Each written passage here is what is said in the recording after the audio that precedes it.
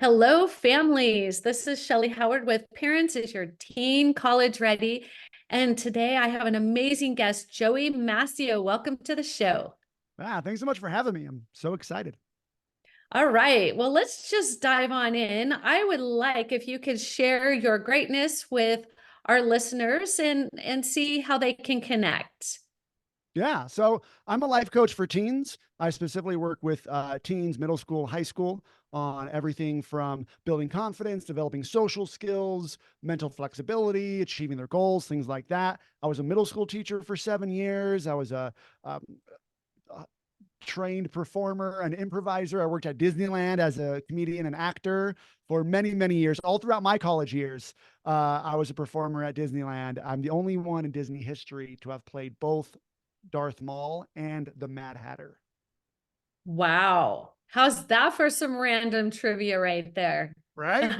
like it. I like it. So there is one question I ask every guest because it is one question on the minds of all of my preteens and teens. And the question is, are you doing now what you thought you would be doing while you were in high school? So in other words, when you were in high school, did you think you would be doing what you're doing? So no, mostly no. All right, and I'll Okay. I'll say it that way because in all throughout high school, I'm like I'm going to be a famous actor. Like that's just what I'm going to be. I got into Chapman University's theater program for acting. It was very prestigious. And I was working at Disneyland at the time. I had an agent in Hollywood, same agent that Justin Timberlake and Usher had when they were teens. And I'm like, yep, this is I'm gonna make it.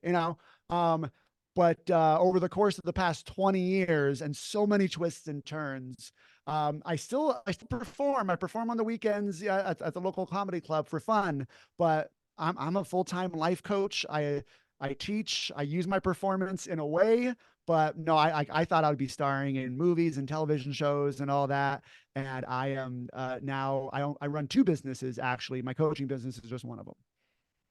Oh, you know how great that probably makes students feel because they have this weight of everybody else knows what they want to do except for me. And I help them understand that, they may say they do, but most of them probably don't. And the first thing we do in our program is to help them find their core values, their gifts, and their talents Mm. so they can start figuring out what is it that I'm good at and how do I use that? So you're now using your ability to lighten up a heavy subject. So let's talk a little bit about how did you get into life coaching for teenagers? Yeah. So I became a middle school teacher, I got my master's in education, and I'm working. I'm teaching theater and English, and I'm having a great time. The position to be the teacher in the school discipline office, the student success center, right, which is where teens go when they're being expelled or in trouble or whatever.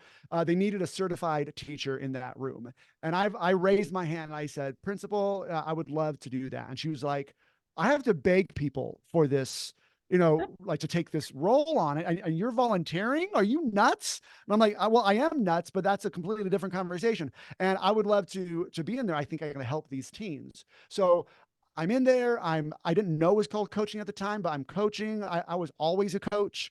And I coached my parents through their multiple marriages and divorces to each other all throughout my teen years. And so that was kind of where I started. So I had a really good knack for seeing the actual cause of somebody's problem, which was the way that they were thinking and helping them.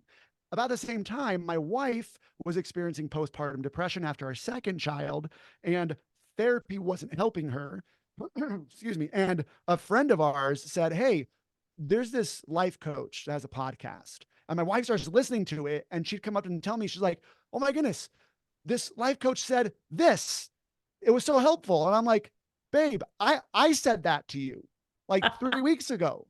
And she'd be like, "Oh yeah, and she also says this is how people should like do their thoughts." And I'm like, "Well, that's how I do my thoughts. Like, what do you?"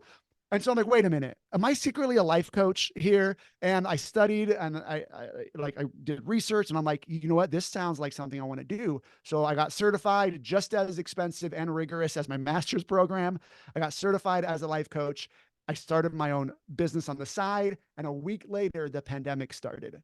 Oh. And I was sent home. I didn't really teach very many classes, and I was just at home, and my life coaching business just took off because so many teens needed help with their Mm. thoughts. And unfortunately, I never went back to the classroom after that because I was in California. It was in distance learning for a year and a half. And I didn't know, I loved my job. I just didn't know life was going to take me in this direction. And I'm glad it did because I'm having a lot of fun. Oh my gosh, that's just meant to be. It's so Yeah. cool. So how would a parent find you, or how other than your website? Like, is it a lot of kids that are talking, or is it parents that are talking, or how do you enter into a conversation that my kid needs a life coach? Yeah. So usually it's through parents who are already familiar with life coaching, who have a life coach, listen to a life coach, or are a life coach. A lot of my clients are children of life coaches. They don't want to hear it from mom, right? And so they'll listen to me, and it's been great that way. So that's the main way somebody finds me, is that a parent has discovered, hey, there's a new way to like live life here. I've been like limiting myself and not questioning these unhelpful thoughts that I'm having. I'm just kind of like, I was believing them, but man, now that I have this metacognition power, my relationships are better. I feel happier. This is great. And they turn to the people they love, their teens, and they're like, you got to do this. And their teens generally, no, mom, no, that's your stuff. I don't want to talk to some old person, or what, or your coach or whatever. And then they find me somehow through whatever life coaching channels with my background as a middle school teacher, a performer, a comedian, and all that, a storyteller. They're like, oh my goodness, I found this guy. And then their teens are like, all right, I'll meet with them and see what it's like. And usually after they meet with me, they're like, okay, this isn't at all what I thought it was going to be. I thought it was going to be like boring, unhelpful, you telling me what to do. And it's not that at all. And I'm like, yeah, because this is awesome. So, That, I mean, your passion just shows through. You obviously love what you do. And I say I speak teenager because I truly love every conversation. And I've never met a teen that I don't adore. Some are more challenging than others, but I love them all so much. yeah. So, you know, what would I listen for to help to guide somebody to you? So I'm listening on this podcast and I'm like, I think Jimmy needs some of this life coach stuff. And as another mom to go, hey, Susie, I think Jimmy needs to speak to Joey. Like, what does that look like for a parent who may not know of you, may not know this is a thing? Yeah. So be listening for a parent talking about their teen in this way, saying, man, I know my teen is so awesome. I know they're capable of shining more than they are, of doing more, but they're always down on themselves or feeling a lack of self confidence. And they want to improve. And that's the difference. They've tried various things and nothing seems to be working. They even went to try to talk to new people and it fell flat. And they're like, man, and like I work with teens who want to improve. And I discovered this very early on. You cannot coach someone who does not want to be coached. And I'm very clear in my messaging where I'm like, if your teen is like, I don't want this at all, mom, go away. They're not ready, and don't push it on them. If you're there long enough, your teen will get to a point where they go, I don't know what to do. There is nothing I can do. And if there was something, I would totally do it. But there's nothing I can do. Now they're humble. Now they're ready. And some teens need to kind of be compelled to be humble, but others kind of just know, like, I recognize I want help. I need some training in how to be myself in front of other people, or how to stop procrastinating. I would love to. Is there a way? That's when it's like, okay, you got to talk to Joey. He'll teach you the way. That is so helpful because, at what point do you cross the line? And you may see it before I was one of those parents who with my firstborn, he could erase himself super Mm. easy. I would look at other parents and go, I don't know what your parenting style is, but it definitely is not working. And then I had child number 2 and I'm like, "Oh, it wasn't really me." And so I have teenagers in my program, after 17 years of working with teenagers, yeah, it dates me a little bit. What I have learned is they are so incredibly unique, and if you can embrace that uniqueness, there's so much to offer in all of them. So what might a session look like with you for somebody who has maybe never had a life coach or know what a life coach is? Or is it like a lot of voodoo and stuff like that? Or, like help us out here. Yeah, there's definitely I do have a voodoo doll for every one of my clients. No.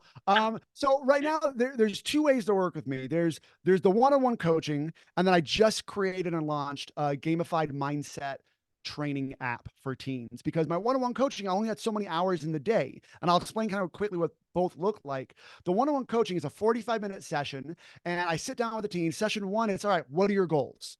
What do you want that you don't have yet? And they'll write them down. It could be, man, I'm not sleeping right. I'm not eating right. I want to work out more. I want to do my homework better. I want to be more confident. I want to stop being so negative. And we'll write them all down.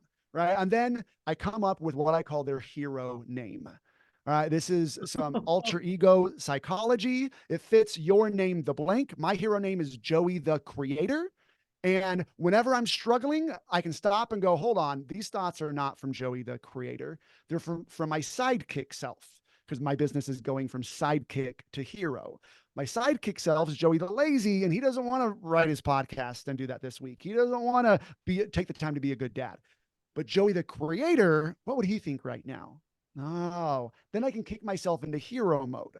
So I do that session one, and I go, awesome. All right, what's your number one goal of all the goals we set? And they're like, oh man, it's dating, for example. I go, awesome. What's the problem? What's going on? And they tell me, in my job as their coach, I'm sitting on the sideline of their brains and I'm watching for all the sidekick thoughts that come up. And I'm like, okay, and I'll write them all down. And then when they're done, I'm like, okay, here's your sidekick thoughts. Are you aware that all these thoughts are optional and also not helpful? Let's take one and see what it's getting for you. And they're like, oh, I thought it was girls that were the problem, or I thought it was my teacher that was the problem. And I go, we can't change them. Let's look at what these thoughts are doing for you and what results they're giving you. And let's now create a hero thought. And sessions like that repeat. I took that model and everything I teach and I put it into this gamified app where when a teen signs in, the very first onboarding process is they create a hero name and that becomes their username. And then there's a bunch of awesome stages for them to play through in the 4 hero arenas that I call them, because these are the 4 things all teens need, in my opinion, to be ready for life after high school. They have to master the headspace, emotions, relationships, and objectives. And conveniently, that spells out hero. So if you master the 4 hero arenas, then you're ready to rock and roll. And so the whole, system, the Sidekick to Hero app is set up where they earn points and by doing challenges in real life. They'll watch a short, funny YouTube video that I've created, a YouTube-like video. They're not on YouTube because that would be so distracting.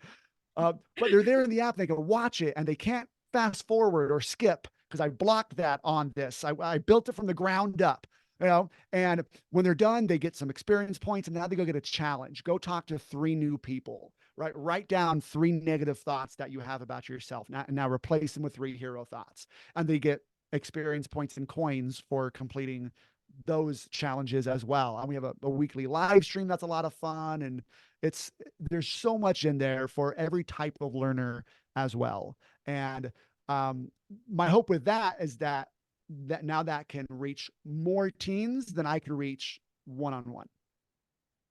I love it. I'm actually part of a creation of an app that is financial awareness. It's called Gravy Stack, and it's to help students understand about chores and earning money and life skills. And this sounds like the next step once they like get to that mastery of wait a minute, if I want something and I work for it, I get something. So it Mhm. just made me think when you said app that it's amazing all the resources out there that you just never hear about. And so what a gift. What is the name of the app? Sidekick to Hero. And right now it's you can only find it sidekicktohero.com. It's a web-based app first, because I knew Okay. not every teen has a smartphone, nor should they, in my opinion. But the Android and iPhone apps are versions are currently in development. Okay, excellent. Now let's look at maybe the harder, the more challenging side. What if Mm, a student's being bullied? What if a mm. student is not making friends? What if they're like they're almost depressed? Is that somebody that you can work with and help? Oh yeah, 100%. If if they need to see a therapist, right, and medication would help, or some kind of like deep therapy, then I can usually catch on right away. And that's not my jam. I'm not a therapist in that way. I'm more of a motivational speaker and encourager, that can inspire teens to realize that they're awesome, especially when it comes to bullying and being depressed because of bullies. That was my middle school experience. I have a Oh, giant head. Those on listening on the podcast, you can't see it. I got a giant head and a pointy chin. And in middle school, a group of boys realized that I looked like a character from a McDonald's commercial. At the time in the 90s, there was a guy with a crescent moon for a head, playing the piano, singing about how you should have a Big Mac tonight. Do you remember him? I do. Yeah. I Yeah. got him right here for those who can see the video of it, but Oh right my here. gosh, I Yeah. remember that. He's called Mac tonight. And they saw me and they said, dude, that kid looks like that guy from the McDonald's commercial, the one with the moon head. Hey, Moonhead. And that was my nickname. And they started Oh, calling me Moonhead. And I hated it. And I started feeling that unpleasant feeling of nervousness of seeing them, the depression that I look weird, I'm ugly, I'm not fit to be mm, out in the world. I started having all those thoughts. And this is where the moment I started self coaching, even though I didn't know it was called that at the time. One mhm, day I saw them, and this is what I teach teens to do. One day I saw them, and before they saw me, I saw them interact. And one of them called his friend. He was like, "Hey, shut up, Twig." And I was like, "Oh yeah, that guy is sickly skinny." And the other one's kind of large. And the ringleader, the one who made up the name Moonhead, he's really hairy for a 13-year-old. Wait a minute. And all of a sudden, I rewrote my world. I had all these new thoughts, some of which were, we all look weird, and that's mhm. okay. Right. And Yeah, these guys, that this is just how they communicate. They find a perceived flaw and they just focus on it. And maybe that's all they know how to do right now. That's a really easy way to do it. And maybe that's okay for them. It doesn't mean anything about me. And then the big one was, yeah, you know what? I do have a big head and I'm still freaking awesome. And that mhm. acceptance allowed me to go up to them. And when they were like, "What's up, Moonhead?" I'm like, "What's up, guys?" And it threw them off. And it took them a couple days to get used to it. But eventually it was like, "Yo, it's Moonhead." And I'm like, "What's up? You guys want a Big Mac?" And I was able to keep going because I had separated their actions and their words about me from Mm, who I actually was as a person. yeah. And I thought I was just cheating. I thought I was like, well, I'm allowed to lie to myself and tell myself that I'm still awesome. And I did it until I believed it. And then it just became true because I went from this scrawny kid with a giant head who would always look down as I walked to a slightly less scrawnier kid with the same size of a head. But my senior year, I was voted most humorous and Mm, most spirited. I was the only senior to get two senior most. I was starring in all the plays. I thought I was going to be this famous actor. I had a lot of stuff going for me. And I didn't change really how I looked at all. I just changed how I thought about how I looked. oh, that's so beautiful. I love that. So if somebody was looking to learn more, to reach out to you, what would be the best way for them to do that? Best way, follow me on Instagram at Sidekick to Hero. My website has everything that I have going on right now. If you just go to joeymascio.com. My last name is a little tricky. It's Italian, Mascio.com. And that will take you to everything that I'm doing, my app, my coaching, my Instagram. That's probably the best way to go. Outstanding. Well, Joey, thank you so much for being on the show. We are grateful for your insight. Thank you so much So for having me. you got it. Listeners, we look forward to our next guest.